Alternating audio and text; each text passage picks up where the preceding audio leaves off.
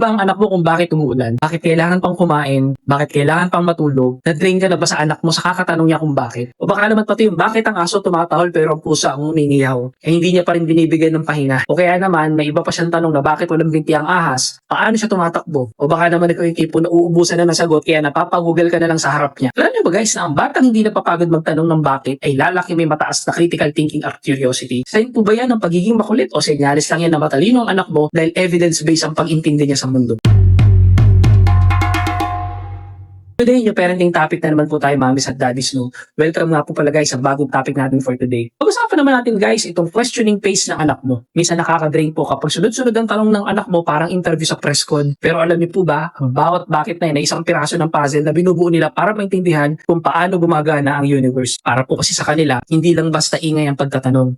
Yan po ay kanilang paraan ng pag-connect ng dots. Kapag hindi mo agad alam ang sagot, huwag kang mapahiya. Ang pag-amin na hindi ko alam, hanapin natin yan sa Google, ay nagtuturo sa kanila ng lifelong learning. Hindi sila nangungulit guys ha, sadyang wonder-filled lang ang wiring ng utak nila. Ikaw pa daddy, anong pinaka-weirdo, pinaka-mahirap na sagutin na bakit ng anak mo? Yung anak ko guys, tinanong ako, bakit daw yung isda hindi nalulunod sa tubig? Napakamuta lang ako ng ulo. Comment nyo naman yung sobrang daming bakit ng anak nyo yan sa comment box natin at magtawanan tayo. Ito guys, ang mga tips natin para sa encyclopedia ng mga magulang dyan. Una, throw it back. Hindi sa sumagot agad, tanungin mo rin yung anak mo. Sa tingin mo na, bakit kaya? Para mag-isip sila ng sarili nilang teorya. Pangalawa guys, no, encourage exploration. Magandang tanong yan na ka, panoorin natin sa YouTube kung paano ba talaga gumagana ang ulan. It turns a simple question into an activity. Pangatlo guys, no, stay patient. Pakitandaan po natin, ang curiosity ng anak natin ang magiging drive nila sa pag-aaral nila paglaki. Kaya sa huli guys, ang pagiging mausisa ng anak mo ay gatekeeper ng kanyang tagumpay sa school at buhay.